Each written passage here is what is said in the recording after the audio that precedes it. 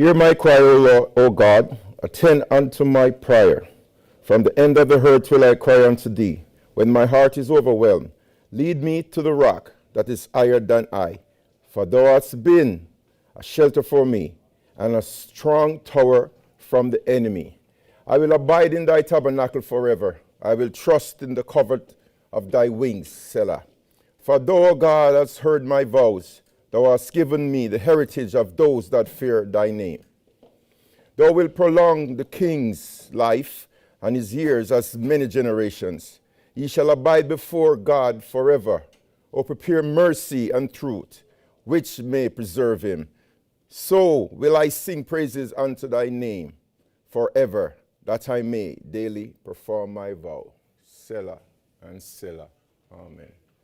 Welcome one and all, my brethren, friends and visitors in cyber world.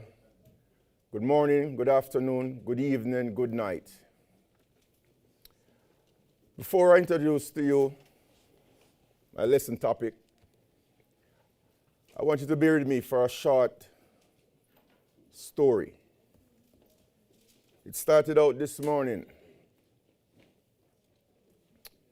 about 8:30, on my way here to our Saturday lesson, which we share with our elder every Saturday, so that we can learn more, so that he can teach us more of what is inside our holy book. So as usual, when me and the wife driving out, we always say the pledge. And if you don't do it when you're leaving your home, I encourage you to do it every time. It is your protection. It is your fiery edge around you. It is your shield. Okay. So after we said our pledge, and this was while driving, so you can do it in your car while you're driving. You don't necessarily have to be in a stationary position, so you can do it while driving. So we're driving, and we got here. But there's a story before we got here, which I will come back to, but I just want to step past the story before we got here. I went into the washroom, and I was greeted by my nephew, Ezekiel. And he said, "Uncle, how are you?" And I said, "Nephew, I'm great. I am blessed. I am amongst the royal family," as my elder Michael would say. I'm privileged. I am happy. And in our prayers for the congregation, Dion mentioned in her prayer challenges that we have to face, and pray for challenges so that we can overcome in whatever we do. Just remember those two situations as I go along with my lesson. Okay, backtrack now. So we're driving, and we're on the 401. Me and wife. Driving at regular speed. And then I was behind a truck that was pulling a boat. I could describe the boat, and some of you might understand. It's like a rafting boat with 2 tanks on the bottom. This is what keeps it afloat. And it has multiple seats inside. While we're driving and I'm behind the boat, something flowed from the boat, which I learned after was the seat. Yeah, breathe. Only one person knew about this prior to me getting here. And the only reason why he knew about it was because he's the man at the door, the strong man at the door. And if that strong man locked that door, there's no way you're coming in for Saturday morning lesson. So we used due diligence, and Karen called and instructed Elder Elvis of our situation. So until now, no one inside there knew what happened. So this is what happened. The seat, just picture this, the seat, hard bottom, then it has cushion, and it's supposed to be fixed inside of a hole, like pop in, and then the back the same. Well, for some reason, that seat popped out, then was flying in my direction.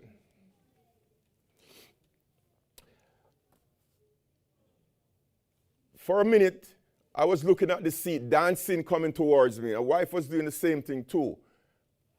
But when you're driving on the highway, your escape routes are sometimes limited. Small window. And if you're not precise, you can cause a catastrophe. Henceforth, I tried not hitting anyone, and I swerved to the right, but the seat just keep coming in my direction. Eventually, it hit the ground and then shoot straight into my bumper. And bam, my bumper is destroyed. The washer fuel bottle also, which I just learned of, because another Bridget and I went and take a look at it, and that was also moved and broken. Well, we drove. We got here, but in getting here also, after that happened, I had to drive down that man that was driving the truck to instruct him that he destroyed my vehicle, plus he's losing pieces of his boat. And we don't know if more of those seeds or whatever is inside it will cause an accident. So my first priority was to bring his awareness so that another situation doesn't develop. And that also was another story too, because 401 is not someplace you just stop on or just merge over. So it caused a real situation, but unfortunately nobody got hurt and there was no further accident. So I am here today. And so we are such a spiritual people that it's hard for someone who's out there to understand where I'm coming from in saying this unless you're here, unless you're serving the God of Abraham, the God of Isaac, and the God of Jacob. Then you can understand from where I'm coming. Now, I got here, and that's only through the grace of our God, the one true living God. Because anything else, I could have panicked and served the car, and I'm somewhere else today, me and wife. But we got here. So, today's topic, and this state, what was meant for evil, God turned for good. How to deal with life's challenges. Now, woo!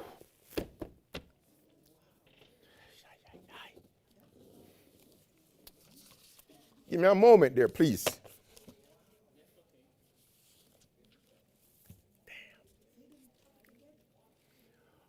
My sister needs to hear the topic again because everybody seemed rather shocked that this topic was done before me getting here. So let me repeat it again. What was meant for evil, God turned for good.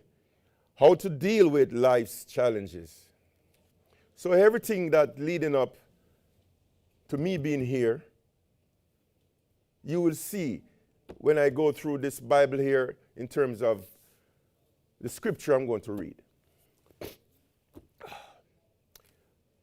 While we were singing, and today we didn't have our regular number of worship members, we were limited. Of course, other brethren went in and did a very good job. And while we were singing, I got a bit choked up. Whew. I'm sorry, I don't mean to be this.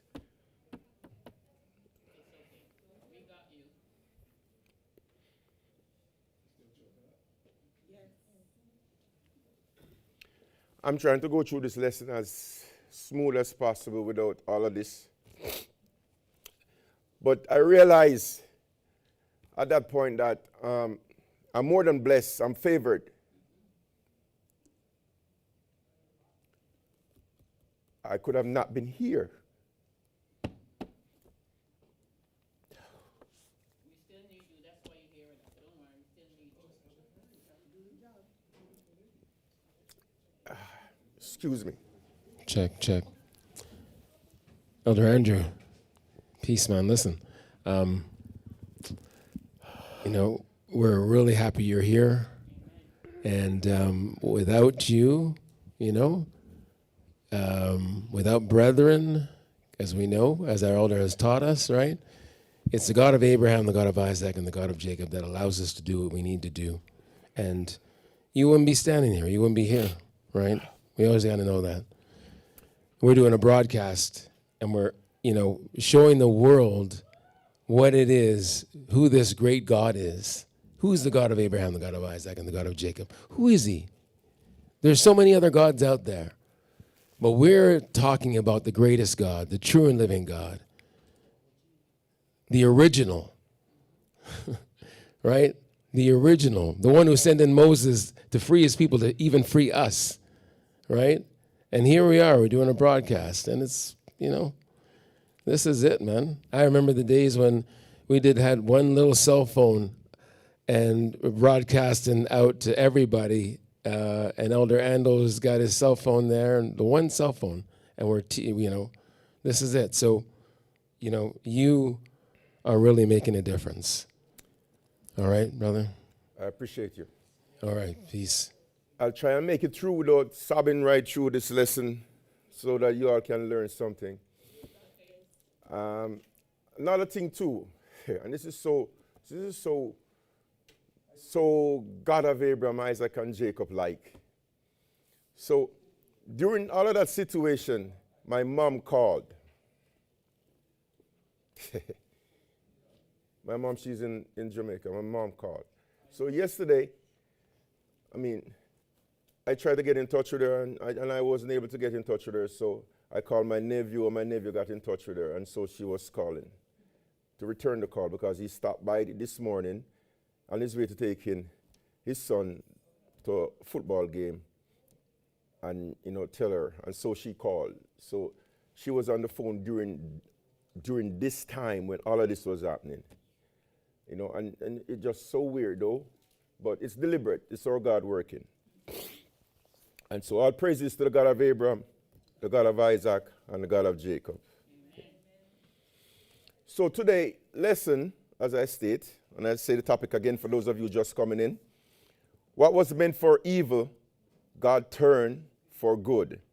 How to deal with life's challenges. And I'm going to be reading from Genesis some scriptures because the story of Joseph depicts this very clearly. And you will see exactly what I'm talking about as we go along.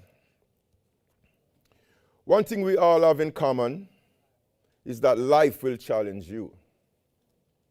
Each and every one of us. Especially if you're serving the one true living God. The God of Abraham, the God of Isaac, and the God of Jacob. I never knew that this would have been like this. I never knew. But I'm learning. And I'm being challenged, just like each and every one of us inside here. Whether being challenged physically or spiritually, we will be challenged. And this is not something, this is not sometimes, and it's not occasionally either that you will get these challenges. Life will test you all the time.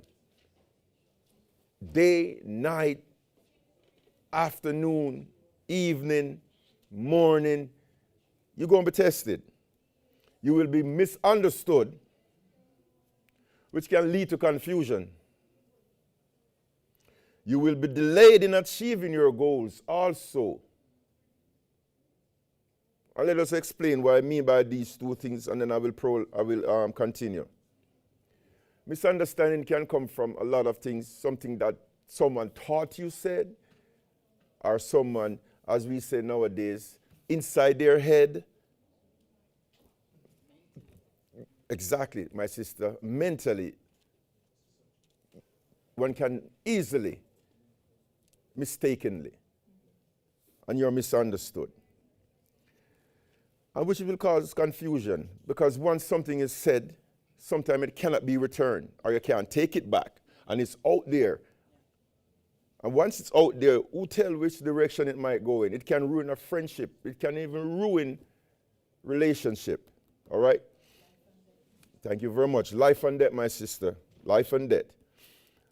And as I said, this can delay you achieving your goals.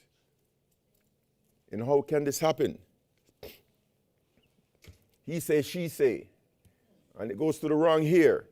And that here might be someone who's influential that can see to your success. And that person can see in a different light. And in seeing in a different light, there goes your opportunity. You will be heard by people you trust, and that can result in pain. I can speak of that. But I won't get into that detail. And most of the time, the people that you trust, they're even closer than a brother or a sister. Confidant, someone that you look up to, someone that, father figure, even a mom. So this way, this can result in pain. You will go through seasons where nothing makes sense, which result in disappointment. Nothing. Excuse me. Go ahead, Elder Lewis. It's a wonderful topic that you're bringing up. It's the fact that a lot of people in the Bible went through all this. From Joseph to Daniel, betrayed. Judas betrayed Jesus. And everything that even Nebuchadnezzar, right, and what he's done to his people. So everybody in general that are Israelites in the Bible were always betrayed in some form or fashion by their friends, from their enemies. You have that trust factor that's being destroyed. Because look at what happened to Saul and David. That was a young man looking to his king, and his king betrayed him because of jealousy. Great lesson. Very good point, Elder Lewis.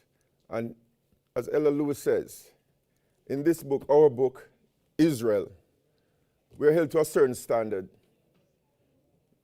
We have laws, statutes, and commandments that we have to react to and work with, adhere to, respect, and follow. The adversary, the great adversary, and I say great, not empowering him, but he's great. He is great. Make no mistake about that. He is great. And what is he trying to do? He's trying to take us. We Israelites, chosen people, God of Abraham, Isaac, and Jacob people. He wants us. So, what do? You infiltrate. You infiltrate. So what you do? You seek out the weak ones. You seek out the ones who are not strong in the faith. And you use them. These are your agents. And just like my Elder Lewis says, in the Bible, we have seen a lot of betrayal, mistrust. But this just don't happen just off and just like that. This is design. Life will challenge every person, each and every one of us inside here. But it's not at what level you are. My niece, you will be challenged. Don't think you're too young to be challenged.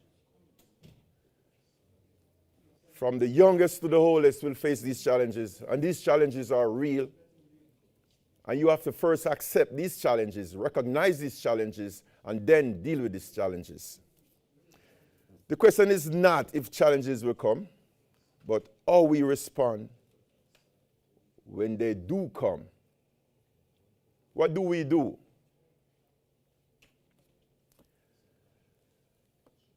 I could have easily stopped when my situation took place and turned around and said,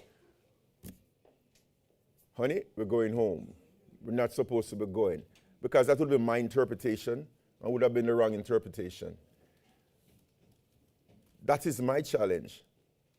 That is me being challenged right there.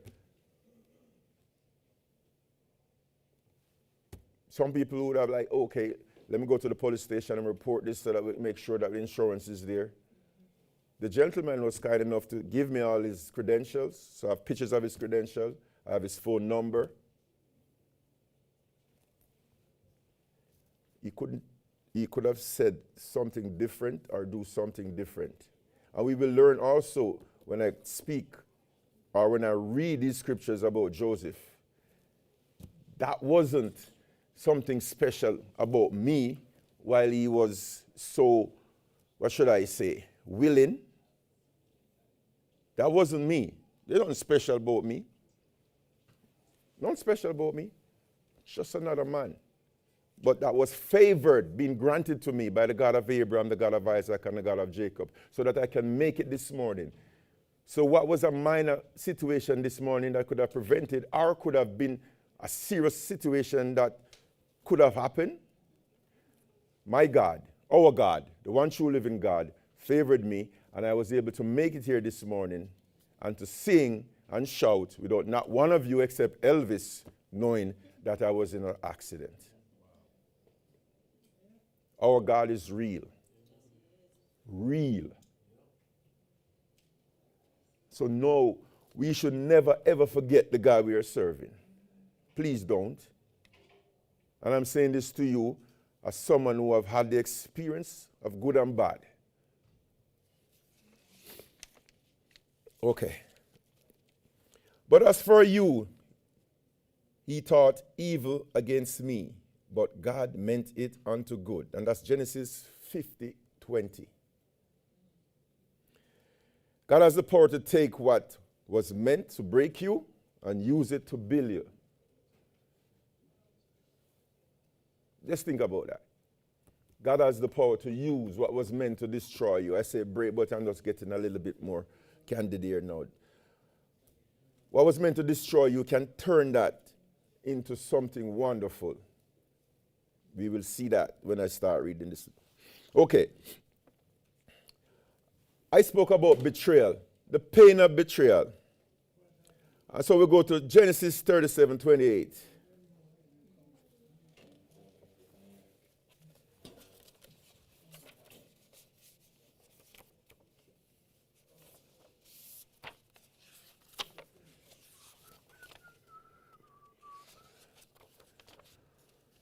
Okay.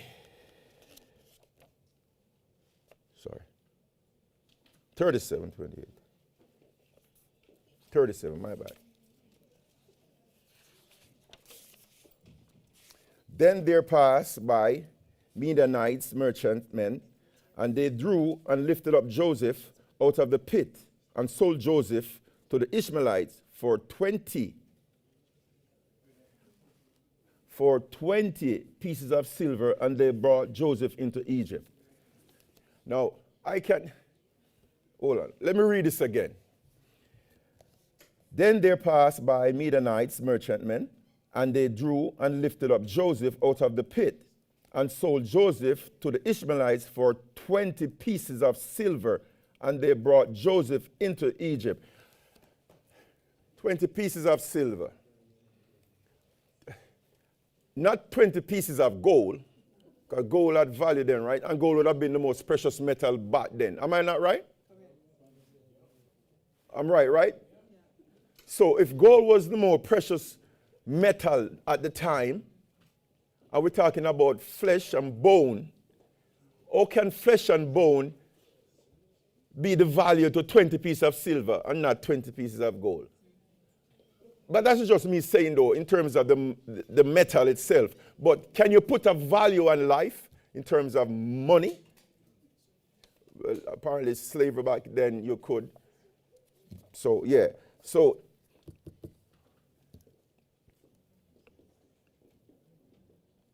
that is my opening statement. But as for you, he thought evil against me, but God meant it unto good. So that is the evil and the betrayal in one, all right?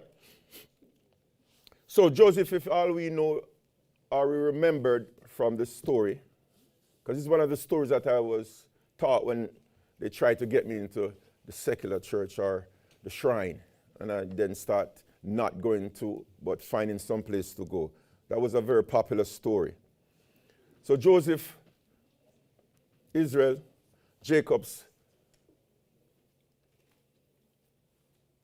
one of Jacob's son, he was a dreamer. In some circles, they may call him a seer. No? Well, people call people a lot of names without knowing the meaning behind it. My wife said no, they wouldn't call him a seer. No, that's what she said. I know. I'm talking about in our world that we are living in now. People have names for people. But in here, no, they would say seer. Oh, you stand corrected? Okay, she stand corrected. She said yes. You'll be known as a seer in our time. Joseph the dreamer, the son of Jacob, surnamed Israel, had brethrens. The brethrens weren't so happy with him because they thought he was magnifying himself or putting himself above them when he told them of dreams, of things to come, of what's to happen. They looked at him like, so, you're better than me?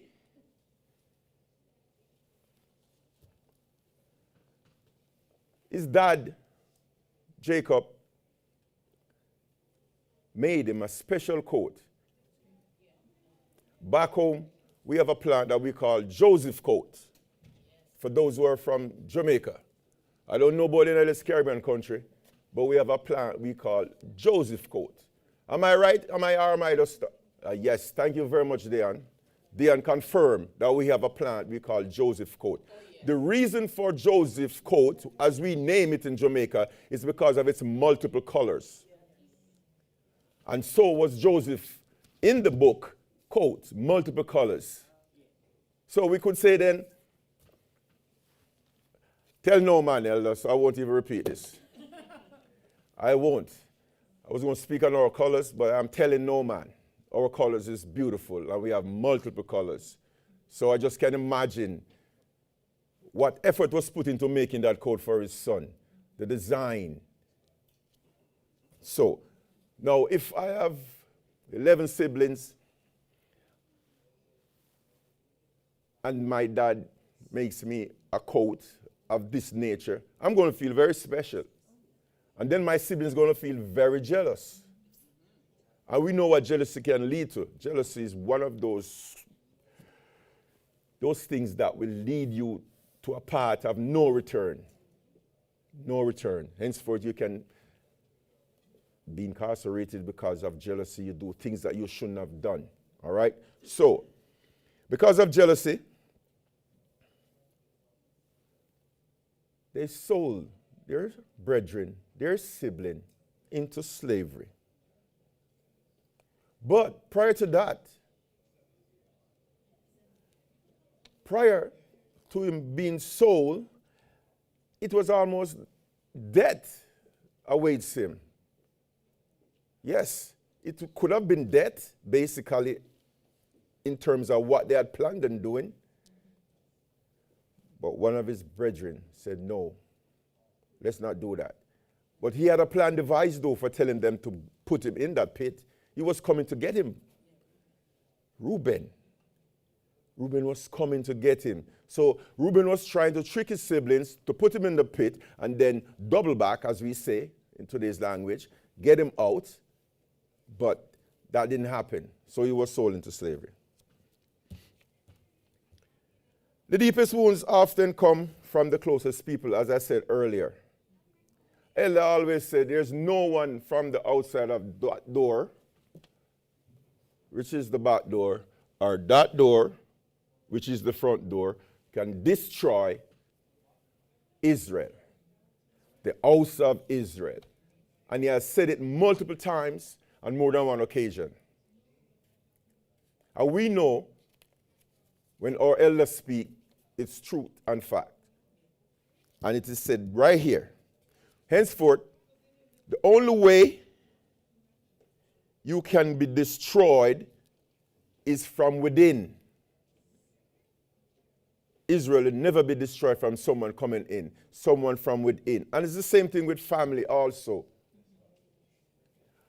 I was nurtured in a family of 6 siblings. 6 siblings. 1 sister, she was the last. Our parent from the rural part of Jamaica, Westmoreland, always tell us, you have enough friends here. She said, me and your dad make sure you have enough friends. Yeah, 5 sons and 1 daughter.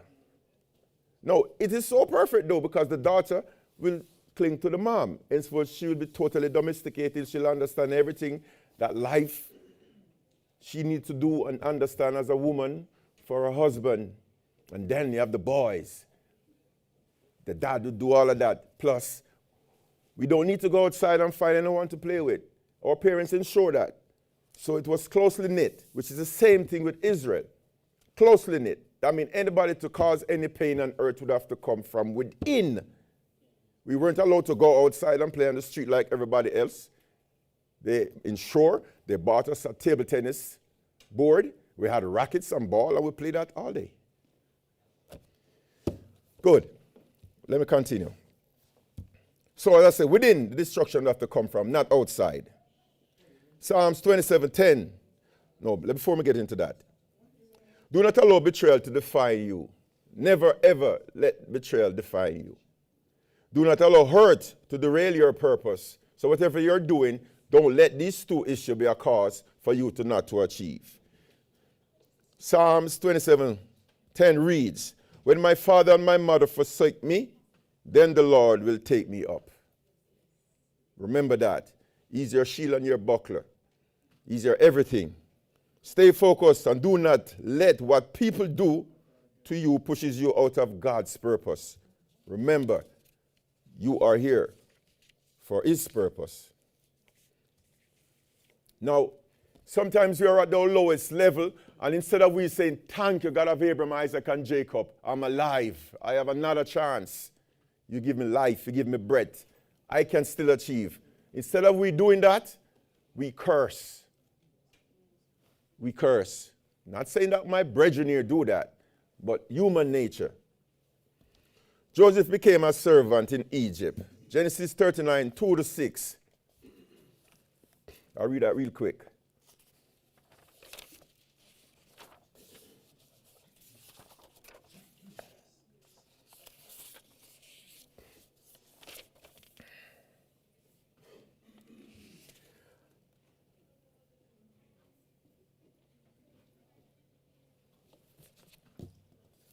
I keep calling the numbers wrong. Something must be wrong with me. Please forgive me. I'm still a little bit shaky. It's 39, 2-6. And the Lord was with Joseph, and he was prosperous man, and he was in the house of his master the Egyptian. And his master saw that the Lord was with him, and that the Lord made all that he did to prosper in his hand. And Joseph found grace in his sight, and he served him, and he made him overseer over his house, and all that he had he put into his hand. And it came to pass from the time that he had made him overseer in his house, and over all that he had, that the Lord blessed the Egyptian house for Joseph's sake. And the blessing of the Lord was upon all that he had in the house and in the field. So Joseph, serving the one true living God, brought blessing to someone who was his master. So, while he was in his lowest of low, he did not forsake the God of Abraham, Isaac, and Jacob. He still served him. And in serving him, he was blessed. He got position. And his master was also blessed. So the Lord was with Joseph. We could say that the God of Abraham, Isaac, and Jacob was still with him. So remember, God's presence is not determined by your position. Your position, and by this I mean it's simple as, you don't praise him when there is always sunshine. You don't praise him when there is always wealth and prosperity. You don't praise him when you're happy. You praise him in all circumstances, in all conditions. There was this song that this young man sang. I can't remember it. He said, thank you for sunshine, thank you for rain. It's a beautiful day. I don't remember the entire lyrics, but it was blowing up the internet. I don't know if any of you can remember that. But what he was saying is, he thanks God, but he's not talking about our God, but he knows that there's a creator. And he said, I thank you for sunshine, I thank you for rain, I thank you for sorrow, I thank you for pain. It's a beautiful day.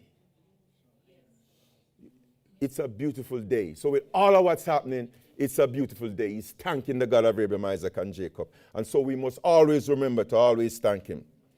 So do the application for this. Stay consistent during difficult season. Do not sway like the tree because it's hard. Stay consistent. Serve with excellence wherever you are. So, you're on the hospital bed, not looking good. Thank you, God of Abraham, Isaac, and Jacob. I long for the day that I'll be in your bosom. Some people are like, oh man, I can't. No, it's not your circumstances that determine. It's the God of Abraham, Isaac, and Jacob. This E is the one. So always remember to praise him, no matter what. And Luke 16:10 said, he that is faithful in that which is least is faithful also in much. One more time. He that is faithful in that which is least, which is the smallest, is faithful also in much. So that consistency, you're going to always be faithful. You're going to always pray in the God of Abraham, Isaac, and Jacob. Matter not what the circumstances is. And so, you will always say, God of Abraham, Isaac, and Jacob, I will be faithful wherever I am. Remember. There's always consequences to everything that we do. It matters not what you're doing. There's consequences to it. You're going to find it might sit well with this. It might not sit well with that. This person might like it. That person might not like it. But what you need to do is to be sure that you're doing the right thing. In Genesis 39:7-20, and I'm going to read this, and I'm going to go through this real fast as I can, and then I will stop if I can do it, and I will summarize the rest. From 7-29, and it came to pass after these things that his master's wife cast her eye upon Joseph, and she said, lie with me. But he refused and said unto his master's wife, behold, my master wotteth not what is with me in the house, and he had committed all that he had to my hand. There is none greater in this house than I, neither hath he kept back anything from me but thee, because thou art his wife. How then can I do this great wickedness and sin against God? Not against the husband, against God.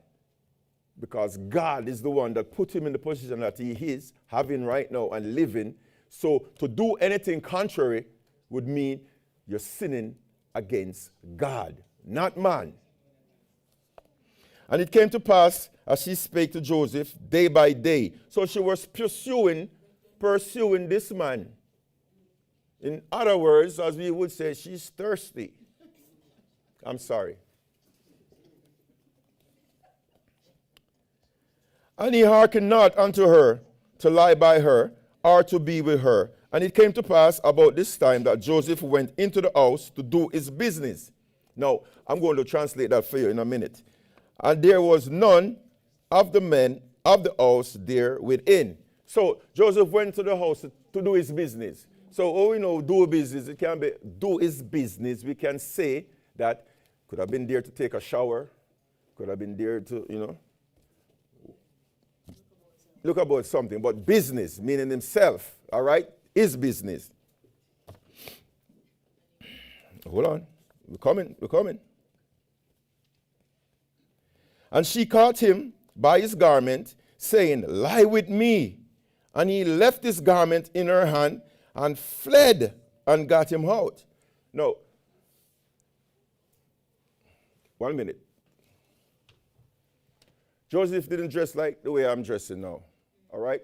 Back then, they didn't have these kind of garments, so she could not pull it off. He had to be in the total in order for it to happen. Back then, the garments were a little bit less and more loose. All right? So he could have decided that, listen, I'm not going to handle my business. I'm going to leave. Or he could have been handling his business and decided to grab it to move, and she took it. But anyway, he left his garment with her. that we know. And it came to pass, when she saw that he had left his garment in her hand and was fled forth, that she called unto the men of her house and spake unto them, saying, See, he hath brought in an Hebrew unto us to mock us. He came in unto me to lie with me, and I cried with a loud voice. And it came to pass, when he heard that, I lifted up my voice and cried, that he left his garment with me and fled and got him out. And she laid up his garment by her until his Lord came home. And she spake unto him according to these words, saying, The Hebrew servant which thou hast brought unto us came in unto me to mock me. And it came to pass, as I lifted up my voice and cried, that he left his garment with me and fled out. And it came to pass, when his master heard the words of his wife, which she spake unto him, saying, After this manner did thy servant to me, that his wrath was kindled. Wow. And Joseph's masters took him and put him into the prison, a place where kings' prisoners were bound, and he was there in the prison. So Joseph, in wanting to do good, decided that it would be an abomination for him to sleep with his master's wife after she has been pursuing him for so long. All right? And then went to do his business, and she tried. He got away, so she told a lie. Now, this is the sad thing about it, because the master didn't have a choice. His wife came to him and told him all of this story, and if she wanted, she could have brought witness, because back then you don't go against your master or his wife if you're a servant. So she could have even got her 2 or more servants and said, hey, tell him. So once he heard it, that was it. That's all they wrote. Joseph was going to prison, and he was in prison. So his integrity was tested. Integrity may cost you. It will. But it protects your future. And I'll explain this clearly. Okay. If you today show this side of you, and then come tomorrow you show that side of you, and is one person you're dealing with, right? That person is going to be wondering, which of you is the true you? Is this on the left side you, or is it this on the right side you? For those of you looking in, I know this is your left side here, you see it from the camera. I am not challenged, so please do not say Uncle Andrew's challenge or Elder Andrew's challenge. Don't do it. I know this is the left side coming from the camera, and this will be the right side, all right? Okay, so your integrity is important. Now, Uncle Andrew, as you see right here, everybody will tell you, same old Uncle Andrew. Today, tomorrow, and forever. And that is what you call integrity. Never change you because of circumstances. Always remain true to you. Die being you. Okay. Stand for righteousness, even when it is difficult. Trust God, the God of Abraham, Isaac, and Jacob, when obedience brings hardship. And we know in Israel, obedience can always bring hardship, because we know out there, in that world out there, cheating, lying, all of this brings money, but your soul is damned.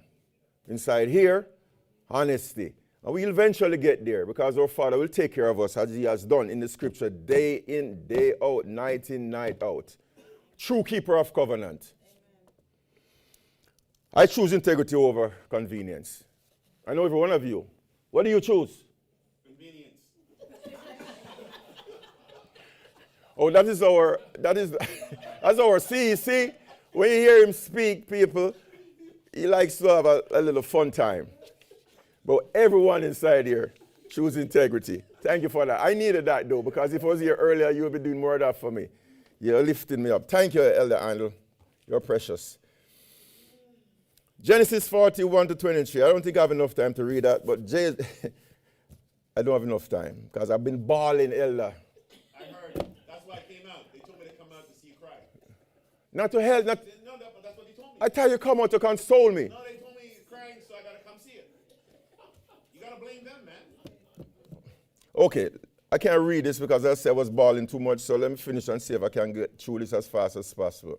In Genesis 41 to 23, Joseph helped others, but is forgotten. And this is very important, and I need to get through this. I will just summarize what happened. So, the king sent his butler and his baker to prison, all right? For whatever they did, they transgressed, so they are in prison. So, Joseph heard them moaning and grinding, and so he asked the jailer, what is wrong? And he went to them, and they told him his story. So they slept, and they both had a dream. Okay?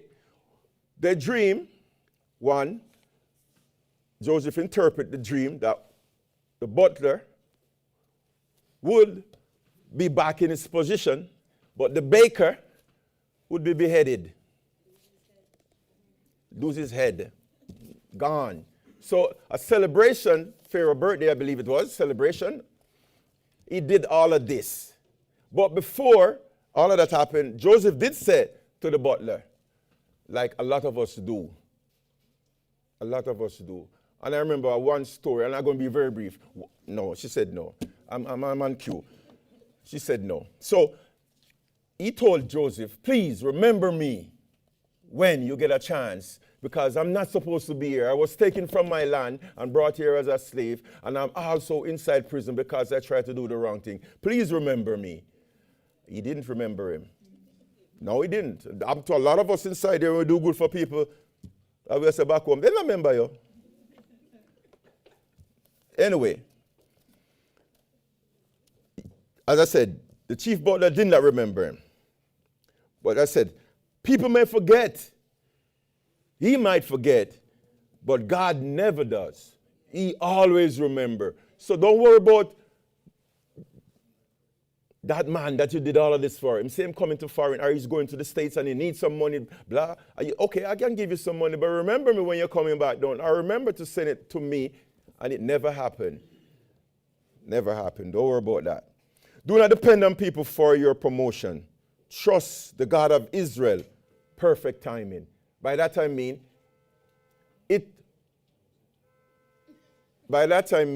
you will get what is due unto you, but in due time or due course. So do not worry about it. Hebrews 6:10, for God is not unrighteous to forget your work. So the work that you put in, you will be rewarded. Amen. God has never forgotten me. No. Look at me. Look at me. I'm in a royal family. A scoundrel like me in the royal family. Yes, my sister. To add to what you're saying, I don't know, this is tall, I can't get it, but to add to what you're saying, Elder have something we have in the nation called the shuns, the 3 shuns. And you've displayed that today despite what you went through this morning. I missed the whole story, but I kind of catch the tail end of it. Yes. But you show you're contributing today despite what happened, which is amazing, and you're putting it into another day in the God of Israel kingdom. You're determined that everything that the God of Israel have for you planned on this earth, it must be done, and you're dedicated to this nation to make sure everything work out. So, hats off to you. What's the 3 shuns? Contribution, dedication, and determination. Wow. Those are the 3 shuns. Thank you. Thank you. Whoa. Thank you very much. I appreciate that. And I was determined, too, to not tell anybody until this moment. So, God's timing and sudden elevation. Well, what I just said right there, it doesn't apply because there's no suddenness to what God does. There's no suddenness to what he does. It is timely. And Genesis 41, 1 to 14. After years of waiting, suddenly Pharaoh calls Joseph. So Pharaoh himself now was having dreams that he can't understand. And he called all of his magicians, and he called this guy over here, and that guy over there was supposed to know.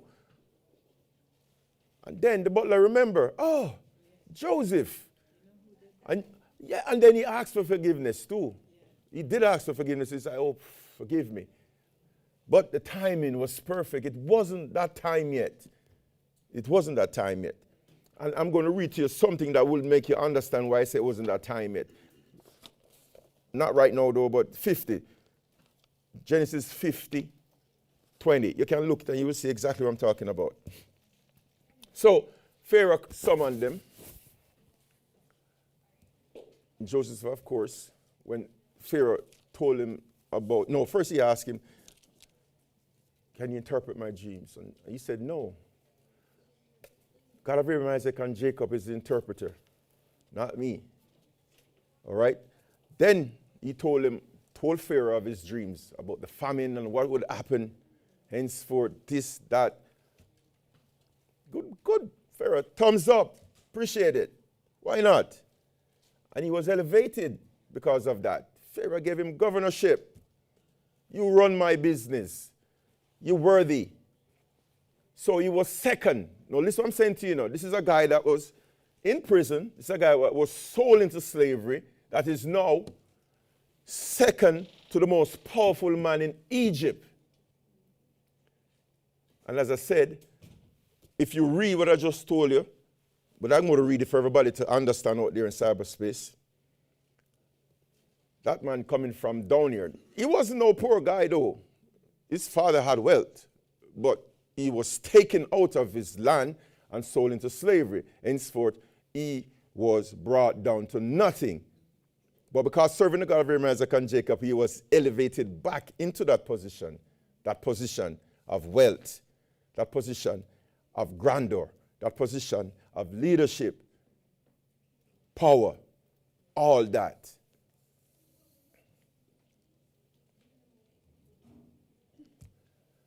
Okay. I didn't get to read that because I didn't want to kill so much time. So, from struggle to promotion, from obscurity to recognition, from waiting to fulfillment. So all of these things, while he was there, he went through struggle, hardship, and he was promoted from nobody to recognition, from waiting to fulfillment. Joseph went from prison to the palace. There is this, you might know what I'm talking about, this nice bushier promoter in the United States, Don King. From prison to a millionaire. So, for those of you who know what I'm talking about, you can rise. Joseph rise from the ashes like the phoenix. I mean, I don't mean to interject this into all of our thing right now, but just for those of you who understand, see, I'm putting things out there that you all can understand. All right? God of Israel can change situation in a second, a moment. He can change situation. All right? So stay prepared during waiting season. And we know what waiting season is? Okay, so waiting season is, okay, God of Abraham, Isaac, and Jacob. My car engine busted. God of Abraham, Isaac, and Jacob, I'm willing to take a bus. You need to ride a bike. God of Abraham, Isaac, and Jacob, calling on you for help. No, God of Abraham, Isaac, and Jacob. Now going to say, okay, Andrew, here you go. God, this is not a cartoon. No, this is not one of them Disneyland movie or something like that. God of Abraham, Isaac, and Jacob works on his own time. All right? So this is what we call that time right there. Understand me? You wait. Steadfast. Serve him. Honor him. Pray to him. Thanksgiving unto him. Because there's no one else you can call upon. No one else. You might even have a friend who might be rich. You can't call upon him. Because that's how people is. That's how life is. But you can call on your God. The God of Abraham, the God of Isaac, and the God of Jacob. He will change situation in a moment. Stay prepared during this time, this season. Remain humble. If we were to ask you, there's one word in Israel that is mentioned more than anything else or any other else word in Israel. I use the word humble. What do you think? Humility. That is mentioned more in Israel than any other else word. And the reason for it is simple this. In order for you to really, really get to that point where you're vulnerable, you have to humble yourself. When you're vulnerable, you're exposed. When you're exposed, you know what can happen? You're penetratable. Things can happen, whether it be good or bad. All right? So when you humble yourself, and you humble yourself to the God of Abraham, Isaac, and Jacob and said, your will be done.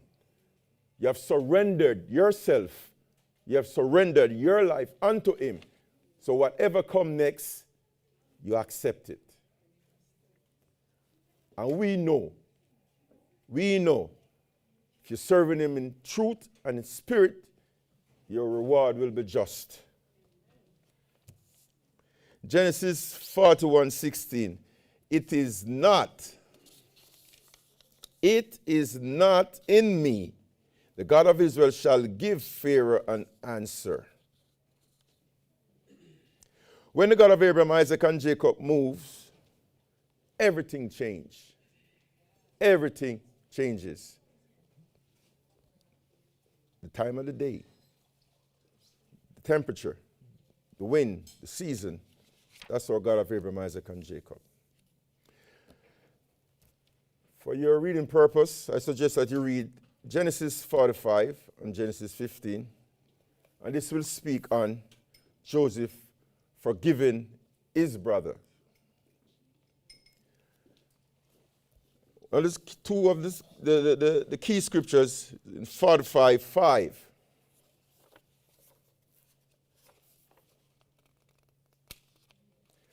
Now, therefore, be not grieved, nor angry with yourself, that he sold me hither, for God did send me before you to preserve life.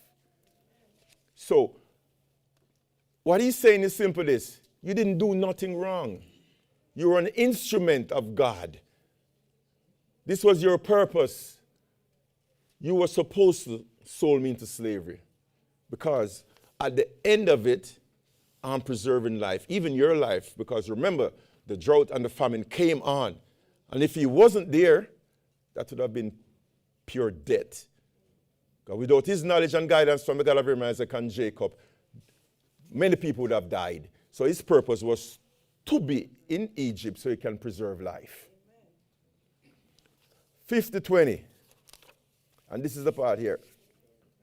But as for you, he thought evil against me, but God meant it unto good, to bring to pass as it is this day, to save much people alive.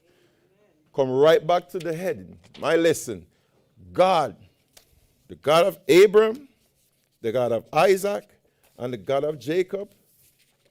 And my lesson stated, what was meant for evil, God turned for good. So that's what it's saying right here. So don't worry about what you thought you did to me. I serve a purpose and you serve a purpose. And that was the purpose. Forgiveness release you from past. I have a lot of people that I was mad at, and you probably did too in past and present life. Forgive them for your own soul and for your own sake. Do not bear that burden of someone that hurt you or someone that caused you to grief. Let go. Let go. Let go of bitterness. Choose peace over revenge. Read the scripture. Ephesians 4:32. Be ye kind one to another. Forgive one another. Talking about our brethren inside here. None of you inside here can hurt me that I don't want to talk to you or I will stop loving you. You just had a bad day. That's a bad day. And I'll say this to you before I close. Release that hurt, be and move forward. Even though revenge is permissible, it's not edifying or beneficial to serving the God of Israel. Remember that. And don't forget that. Betrayal cannot stop the God of Israel's plan. Delay not. Cancel the God of Israel's purpose. Delay cannot cancel the God of Israel's purpose. Injustice cannot block the God of Abraham, Isaac, and Jacob promotion. All things work together for the good to them that love God. What was meant for evil, God has turned for good. Hear, O Israel, the Lord our God, the Lord is one. Hear, O Israel, the Lord our God, the Lord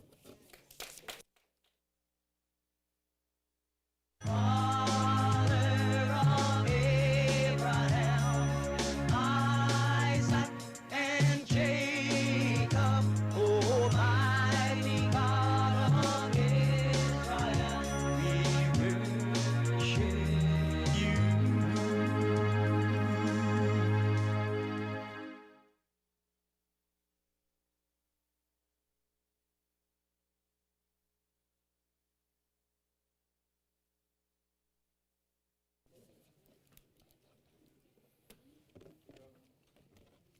In the fashion and the culture of my forefathers, allow me to salute you.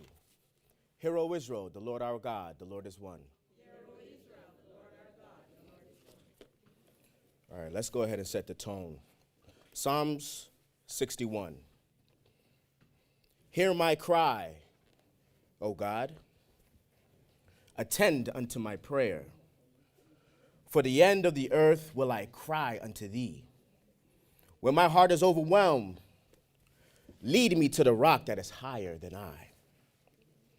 For thou hast been a shelter for me and a strong tower from the enemy. I will abide in thy tabernacle forever. I will trust in the covert of thy wings, Selah. For thou, O God, hast heard my vows. Thou hast given me the heritage of those that fear thy name. Thou wilt prolong the king's life, and his years as many generations. He shall abide before God forever. Oh, prepare mercy and truth, which may preserve him. So will I sing unto thy name forever, that I may daily perform my vows. Selah. And Selah. Amen. Peace, brethren, those online, our friends, our distinguished guests, our enemies. We know you're watching as well.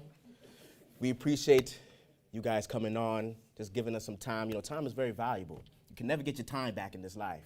So to put your time for the people who come and to sit and to give me the time to even hear, to even see if they can hear or forbear, I'm honored, and I'm thankful. I respect it. I respect it. So, let's give a round of applause for Elder Andrew. Let's give a round of applause for our Elder Andrew. No, he did a great job. He talked about a lot of different topics, a lot of different instances. He talked about betrayal. You know, the funny thing about betrayal is someone told me not too long ago that betrayal, your enemies can't betray you. Only your friends can betray you. Like your enemy is your enemy. How's your enemy betraying you? He can't betray you. You didn't have no trust in your enemy. You trust your enemy to be your enemy, but your friend, like Elder Andrew was saying, your friend is somebody who has access to your life, to a lot of different things in your life, a lot of different facets. And only your friend, someone that you keep close, can betray you. And I love my Elder Andrew. And I feel like I got to say that. He was up here. He was emotional. You know, in the scriptures, it says that if you say that you love God and you hate your brother, you're a liar. You cannot love God and not have love and respect for your brethren. You know, I have a lot of respect and I have a lot of love for Elder Andrew. So that's public records. That's documented now. He can never say, I can never say, oh, I never liked you, Elder Andrew. He'll pull up the clip. Like, what about this? He said, you didn't, not just that you not like me, you love me, brother, and respect me. Oh, I did say that. I did say that. Here's a popular quote. I'm sure a lot of you know the quote. Good times breed weak men. Weak men bring hard times. Hard times breed strong men, and strong men bring good times. What does that mean? You know, today we're talking, Elder Andrew brought up a lot of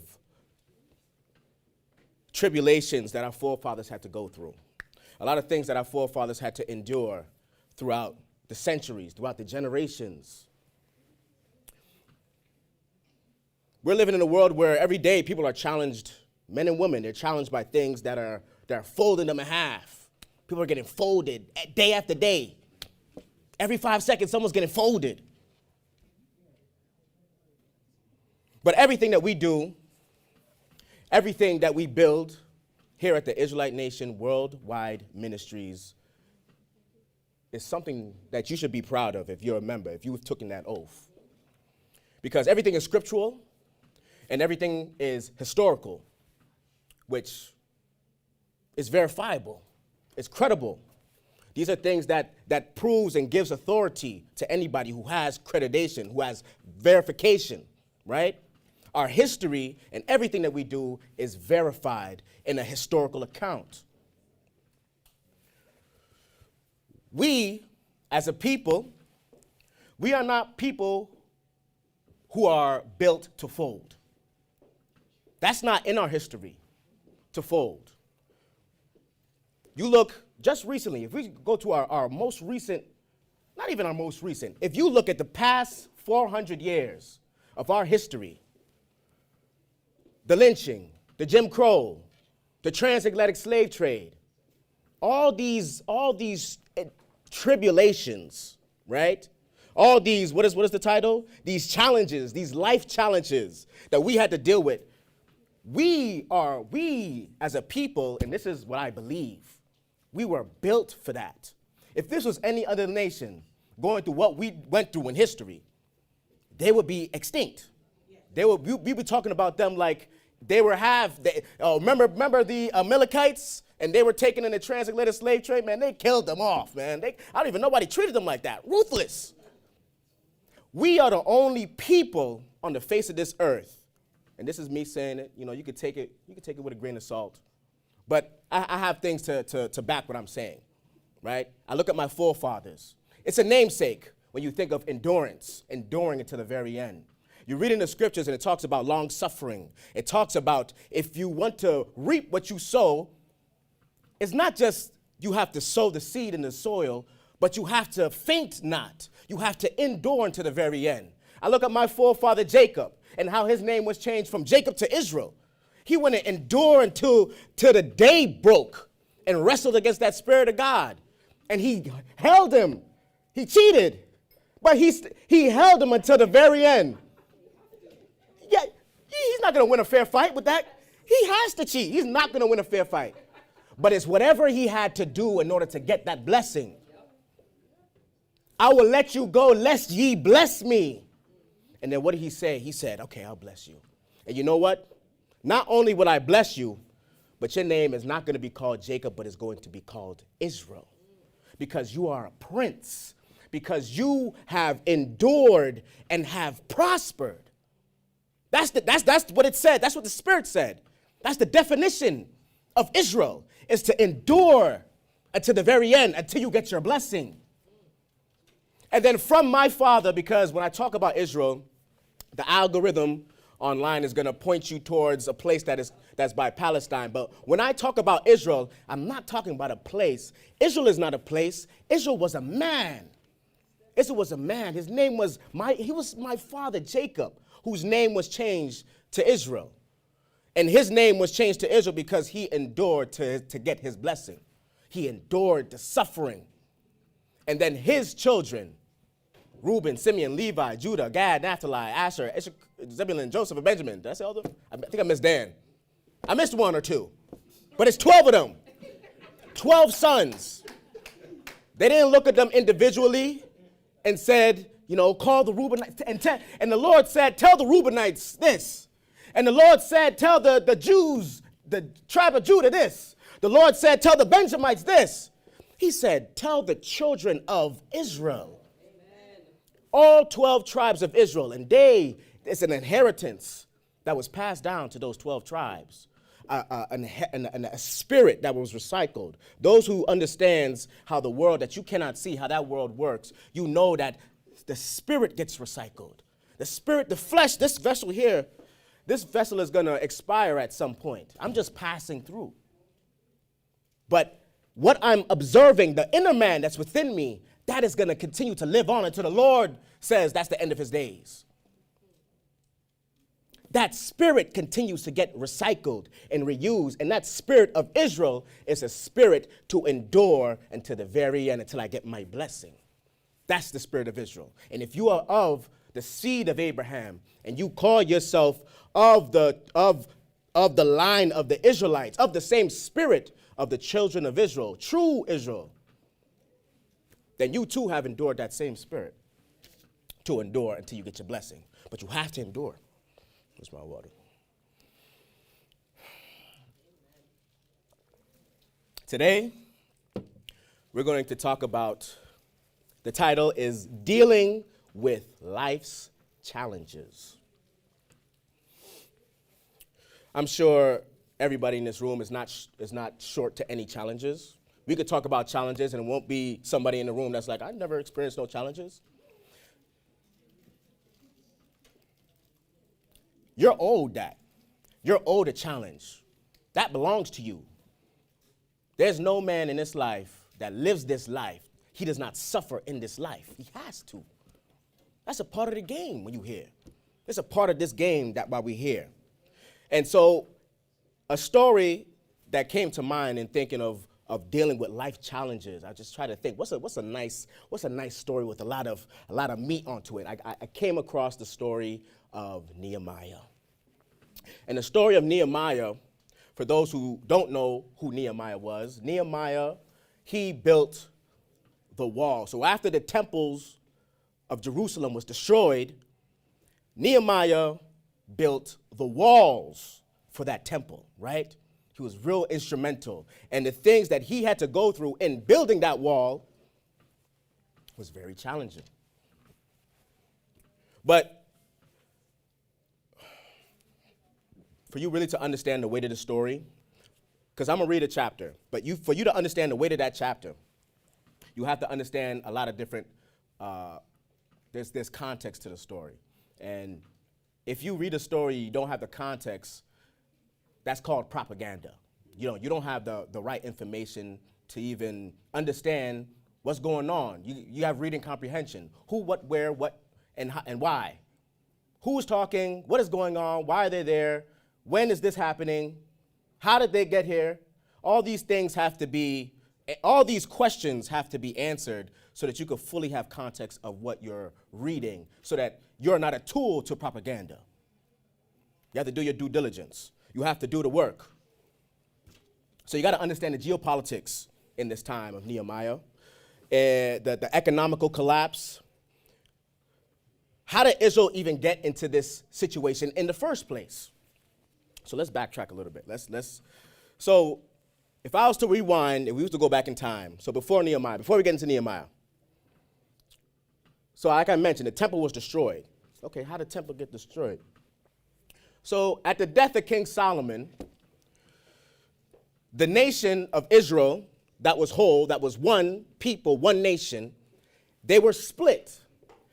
You had the northern nations, which had 10 tribes, and then you had the southern nation. You had the northern nation, which had 10 tribes. Also, the capital was Samaria, right? So when anybody's talking about they're a good Samaritan, how are you a good Samaritan? To be a Samaritan, you got to be of one of those 10 tribes. So you had to be Israel to be a Samaritan. And if you look at the history with the Samaritans, they were the first ones out of there. They were the first ones out of there. The Lord was like, okay, let me deal with these guys first. And it was 100 years until Jerusalem when it got captured by Babylon. But I digress. So you have the northern, right, think about it. You're a good Samaritan? How does that make sense? That's like an oxymoron. But anyway, you had the northern kingdom, it had the 10 tribes, and the capital was Samaria, right? You had the southern kingdom, which had Judah, which the kings, for those who know, when Jacob died, when Israel died, and he went and put his hand on his sons, and he said the scepter would not leave out of Judah. So all our kings come out from Judah, right? So the kings is there. You have Benjamin, which is the baby. He's following after his big brother, right? You have the Levites. They're the priests. They're the ones who deal with all the spiritual aspects, the holy days, those times. Y'all who took the oath, you understand what I'm talking about. Those guys who deal with that, they deal with the ark. They're the only ones who could deal with it at that time. So you have this is 3 powerhouses against the rest of the 10, right? So they split, and the capital in the south was Jerusalem. Now, because of the gross negligence of your forefathers, and I say your forefathers, I say it. You know, it's funny. That's like whenever my grandfather's upset with me, he's like, your Christopher did this, your son did this. But whenever he's proud of me, he's like, oh, my grandson did this, or my grandson did this. But when I do something wrong, look what your son did. It's like, I'm your son too, what happened? I got this home. It's a lease. Anyway.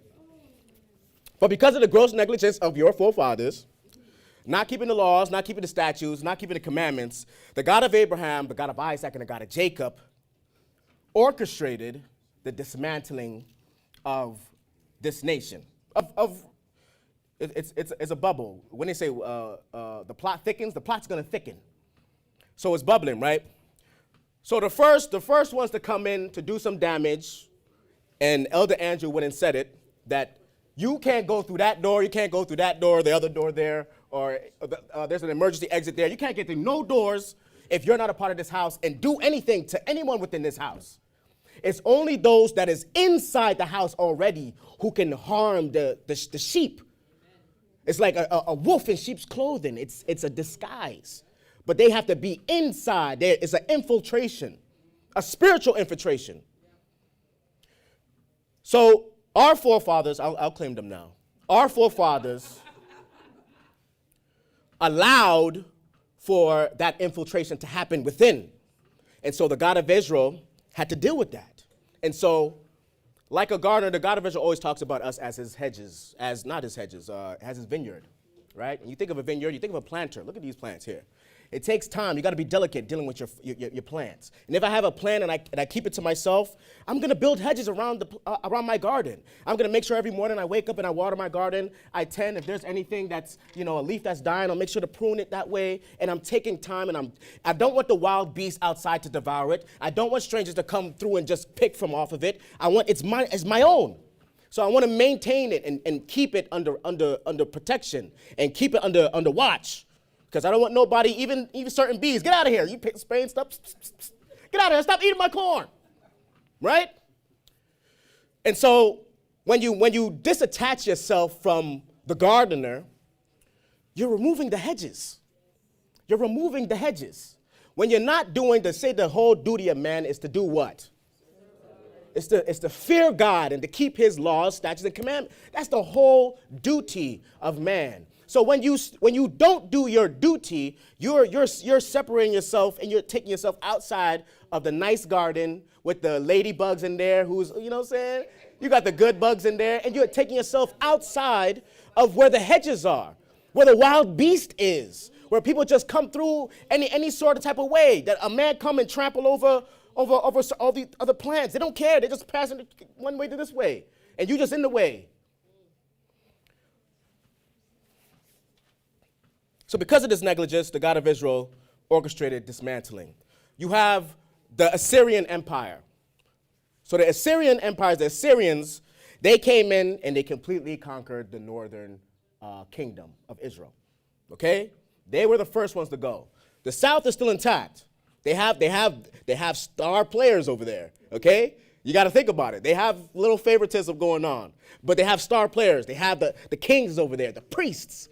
Benjamin. You know what I'm saying? Jacob loved Benjamin. So it's just like he comes from, so you have heavy hitters over there.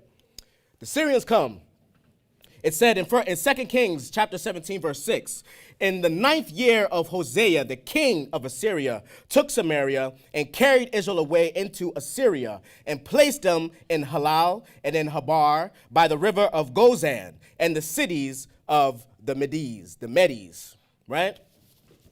So the Assyrians come, dismantle. They scatter the north kingdom across the globe, right? Now we have over a century that goes. And for those who don't know, a century is like 100 years. I think it's like 90 years, around there. Something like that. Yeah, it's 100. It's 100. So you have a century that passed. Now the southern kingdom now they're not doing what they need to do, right? They're starting to slowly but surely taking themselves outside of the hedges. So now we have the Babylonian Empire. The Babylonians come, and we have the famous Nebuchadnezzar. Nebuchadnezzar comes, and he leads the siege against Jerusalem. And when the Babylonians come, they're not nice. They come and they destroyed everything. They came and they destroyed the whole civilization, the whole economics of what was going on. The temple was destroyed. Took the treasury, everything, right? Completely destroyed the walls of Jerusalem. And I'll get into it, but you'll understand the importance of the walls, of every aspect of the temple, because it's very important for us to understand, because there's a maintenance part that goes here, but I digress. I had to continue to do that because I got to stay on track. So 2 Chronicles, chapter 36, verse 19. And they burnt the house of God and brake down the walls of Jerusalem and burnt all the palaces thereof with fire and destroyed all the goodly vessels thereof. So this is how the Babylonians are they're coming. This is how they're maneuvering, right? Mind you, we've always had beef from the Babylonians from long time. So now, the Babylonians, because it's a little history lesson, because I kind of deep dive, it's a little history lesson. So the Babylonians now, they own all this land, and now you have the city of Babylon, and they're feeling like they the guys. Like I was reading about the walls, and this is how important the walls are. I was reading about the walls in Babylon, and the walls were like 80 feet long and 300 feet tall. They were riding chariots on the walls and all this type of stuff. You know, they had the Euphrates River going in right in between. And if you know anything about economics, anywhere where water passes or the closer you are to water, that's where the money is at. Because you control the trades. You control, that's money right there if you buy the water. Everybody, you do anything, you know anything about politics. The closer you are to the water, the closer you are to life. Whether it be money, monetarily, whether it be your crops, it's life, right? There's something about water. Those who know. If you understand, you know what I mean. So, the Babylonians were on top. Now, you have the Persian Empire that came. And for those who know about Cyrus the Great, he came in, and it's interesting. In the beginning, I said, hard times breed strong men, and strong men breed good times. That's the story of Cyrus, because he was a guy who was one of the people, and he galvanized the people, and it was an uprising because of him, right? So you have Cyrus, and he went and he marched towards Babylon. You know, Babylon had the numbers, Babylon had the strength, they had the influence, but he went and strategically went and made his way, and it only took them one night. It took them one night to seize all of Babylon. Because they was having a good time. They was inside. They can't pass the wall. They was drinking from the cups that was in the temple. Good for them. Go ahead and you see how the God of Israel maneuvers. He uses whoever he needs to use to exact judgment. But this is a whole scheme that's happening. This is like the God of Israel is playing chess. Like everybody plays its part to an ultimate goal, right? So you have the Persian Empire, right? Now they're in control of the world, right? You have King Cyrus, and this is where King Cyrus made the decree for the southern kingdom. Now they can return to Jerusalem to rebuild, right? After everything that's happened, after everything, the split, my brothers and cousins going into captivity from the Assyrians. Now we're in captivity by the Babylons. Okay, now the Persians coming. Now I guess we under them now. We just like a shaft in the wind. Okay, I guess you guys are in charge. Oh, snap, you guys are in charge now. Okay. everything that happened up until this point, now you have this period in time where King Cyrus says, those who have maintained, because, family is always is a key fundamental in our culture. Family and keeping the culture is very powerful. And you'll see through the culture, things get passed down from generation to generation. And we made an essence of that culture to where we were still together. And he made a decree, okay, those of you that is of this lineage, you could go back to Jerusalem and you could build that temple back now. All right, bet. We got the decree. This is clearly from the Lord.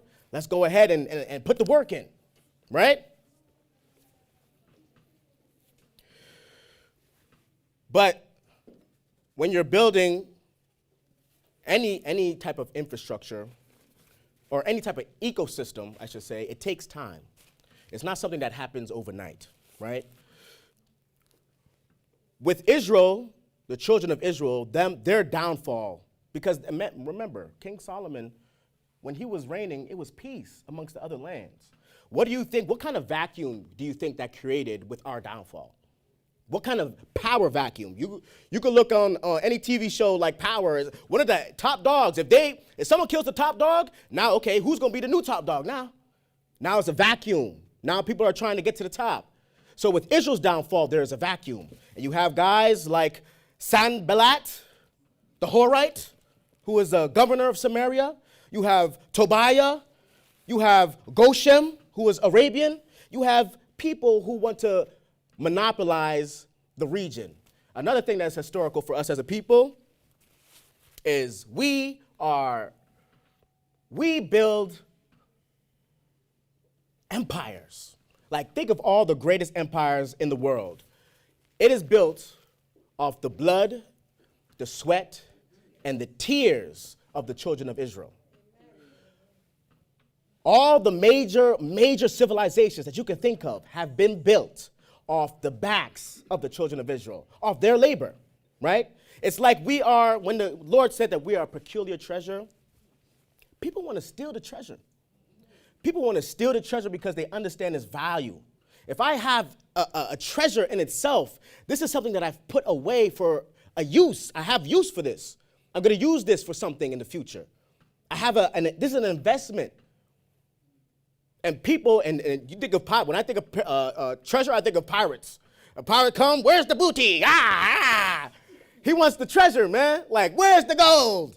And it's hidden. You got to get the map. You got to follow the map. You keep it in a certain tucked away, hidden away, because it's very, very valuable.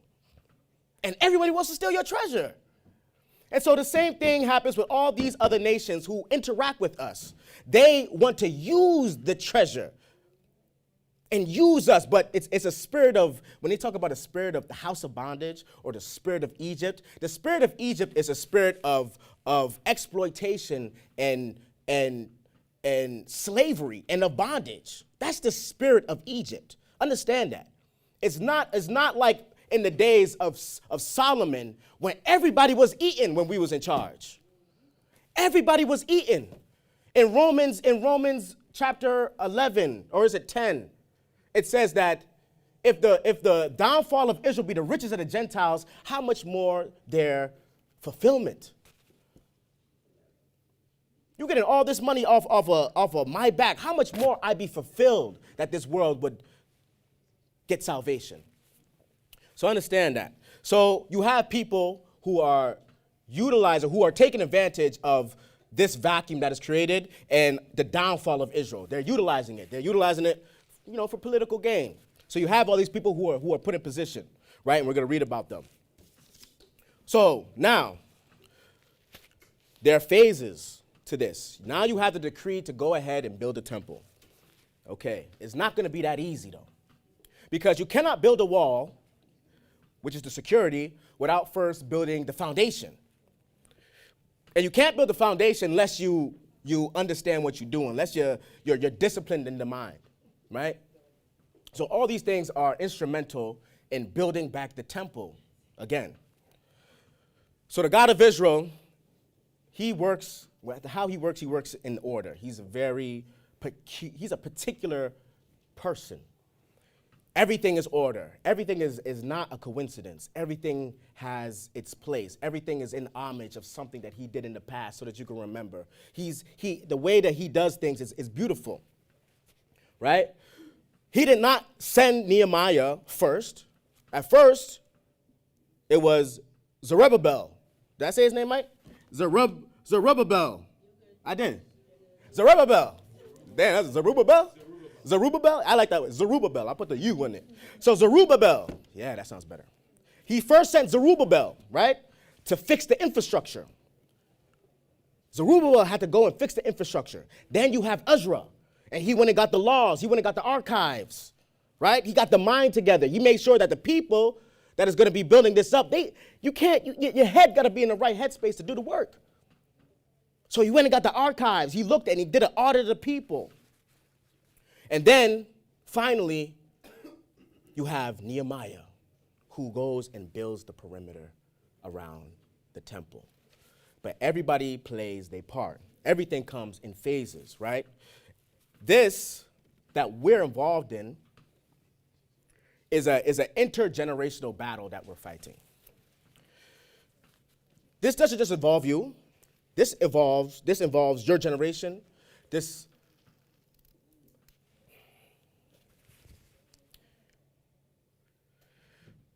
When I think about Abraham and the God of Israel and their relationship, they made a deal. And the deal that they made was like, listen, this is not just about you. Understand that. If you want to be a part of what I got going on, this is going to involve you and your son and your son's son and your son's son's son and his seed after that. This is going to involve all of them, not just you. This is not just about you. I want you to understand that, because this is going to put certain things in perspective when we're talking about life's challenges, because I think I have probably a different angle than Elder Andrew. But everything happens for a reason. Sometimes you go through certain things in life, not because you deserve it, but because you had to go through that so that somebody else didn't have to. So that the generation after you didn't have to go through that. Because they're not supposed to go through that. They need to have a certain foundation that's built so that they can continue to build on that foundation. You understand? Everything that we do, it involves our children anyway. If you do certain things, if you carry yourself a certain type of way, if you talk to your children a certain type of way, if you talk to a certain individual and your children see it, your children are watching everything. Everything that you do, it affects and it involves your children, and it involves the next generation. So you have to look at it like it has nothing to do with you, but it has everything to do with you at the same time. Like two things can be true. Like it has nothing to do with you. You're just passing by, but this has everything to do with me because this is my life. These are my decisions that I make in my life. This is everything that I do. I have to live with all the decisions that I make. I have to continue to figure out how to get from point A to point B. Like everything is about me, but it's not about you. And two things can't be true. And it's a little game. I be saying that all the time. Whenever I try to win an argument, I be like, two things can be true, because people like to do that. The other day, I was talking to somebody, and I was telling them about themselves, right? I was like, listen, this is what you do, X, Y, and Z. And they'd be like, oh, well, you do this. And I'd be like, first of all, that's deflection. That's a low-tier means of manipulation. But I didn't even say all of that. All I did was, you know what? You're right. You're right. But I could be accountable for what I did, because it's not about me. Because two things can be true. And we ain't talking about me right now. We're talking about you. You try to jujitsu in the back on me. Two things can be true. That's a little game, but yeah, you like that? Yeah, you like that? Yeah. Yeah, but anyway.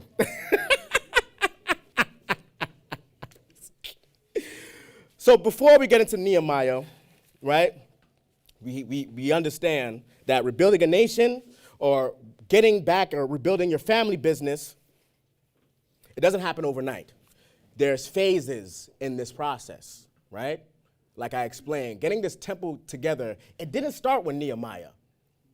There was phases in order for the temple to be built, right? So, let's see my time. So let's get into a little bit of the context here prior to Nehemiah, right? Because every phase is important. I'm trying not to say too much right now. I have something on my mind that I shouldn't say. Every phase that is in the process is a part of the mastery process. Even the failure, even the mistakes, all of that is a part of the mastery. Because in order for you to understand what to do, you got to know what not to do sometimes. So that's a part of the mastery. And you can have that. Sometimes you got to go through certain things so that other people don't. So all the phases has his part. And we really do have it easy. We have it easy. This day and age, like back in the day, because the phases are there to determine whether or not you are who you say you are. There's certain phases put in place because there has to be an activation process, like our master teacher would say, or my grandfather would say. There has to be an activation process, right? So you have to understand that there's you got to prove that spirit. You got to show that you are who you are. Even your father Abraham had to prove that he was who he was. I cannot say that I love anybody without proving it first, because love is an action word. So all the phases is there to prove an individual so that the people who are qualified can do what needs to be done. You know, my elder Ando, he went and told me something not too long ago. He said, you qualify in and you qualify out. And that's a fact. And there's certain people that qualify themselves out. There's other people who qualify themselves in. And we got it easy. I don't know how many of you can deal with, you have people in the Bible who they're putting numbers up in the Bible. You got guys who are in the furnace of fire who was there chilling like, the Lord he's gonna look out for me. And the Lord was looking like oh my, I like that. I like that type of energy. You got people who's in the lion's den, who's just chilling, petting the lion. Nah, the Lord I'm Gucci. The Lord's looking down like, I like that. I like that type of behavior. People who are little boys going against giants. All their uncles and their fathers and their family members, they're terrified. Oh my God, Goliath. And it's only you alone who's going to be the conduit for this spirit to glorify the name of the God of Abraham, Isaac, and Jacob. And the Lord's looking at you as like, yes, this is, you're proving yourself. You're proving yourself through the tribulations and the trials and the challenges that is in your life. It's not going to be just given to you, because you got to remember your namesake. You are of the children of Israel, the man who struggled until he endured and got his blessing. That's your father. Okay, so I'm going to fast forward a little bit because time is going by. So let's get into Nehemiah. Let's get into Nehemiah chapter 4.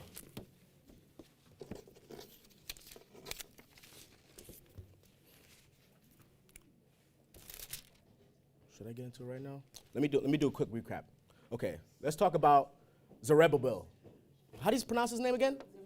Zerubbabel. So you have Zerubbabel, right? So when King Cyrus first signed a decree to let Israel return, you have this man, Zerubbabel, who went and he had a certain bloodline. So it kind of gave him a certain type of validation. It gave him a legitimacy because he came from a certain bloodline. And he went and did the foundations of the temple, right? He was the center of their operations. In Ezra chapter 4, verse 4, it reads, "Then the people of the land weakened the hands of the people of Judah and troubled him in building and hired counselors against them to frustrate their process."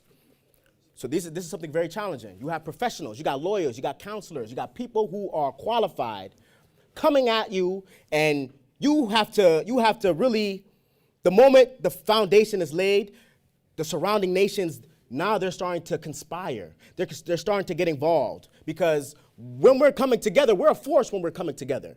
When we're in the process of building something that is for our benefit, people around us, people around you that is not your friend, is going to conspire against you. They're going to notice that. Okay, if he builds that foundation, that's going to leave way for him to continue to build the building. Then they're going to build the wall. That's going to be a problem.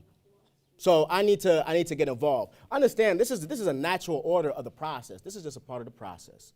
So when you building the foundation, there are people who are watching that are not your friends. There's a lot of things that is watching you that you can't even see. But you got to be mindful of these things, and you got to understand that it will happen because it's a part of the game. It's a part of the process when you're dealing with life challenges, right? So, this is what happened. So, during that time, because the counselors, the lawyers, they came and they stopped the process. They stopped them from continuing to. This is why it had to be in phases. They stopped it, right? And 15 years passed, and the children of Israel were comfortable. They were sitting, and they forgot about the work that needed to be done, because there was work that needed to be done. I always remind anyone who is within the Israelite Nation Worldwide Ministries that you are a worksman. You are here to do the work, because faith without works is dead. You cannot have faith without no works. You have to do the work, the actual physical work. There's different levels, but you got to do the work on every single level. Physically, spiritually, mentally, you have to do the work. So they got complacent, right? And they started to build their own houses, right? And then it reads in Haggai, chapter 1, verse 4, "It is time for you, O ye, to dwell in your sealed houses, and this house lie waste?" How can you live in such a lavish house, but the house of the Lord is laid waste? What? Your priorities are not in order. So you can add that to the list, because we creating a framework. We're creating like an action plan, how to deal with life challenges. How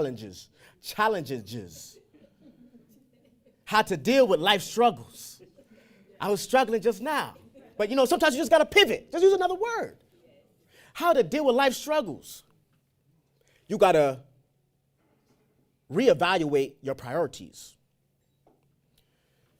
You see here in Zerubbabel, he made sure that everybody you got to aggressively reevaluate your priorities, because it's not about your own house. Like I said, this is not about you. This is an intergenerational battle that you fight.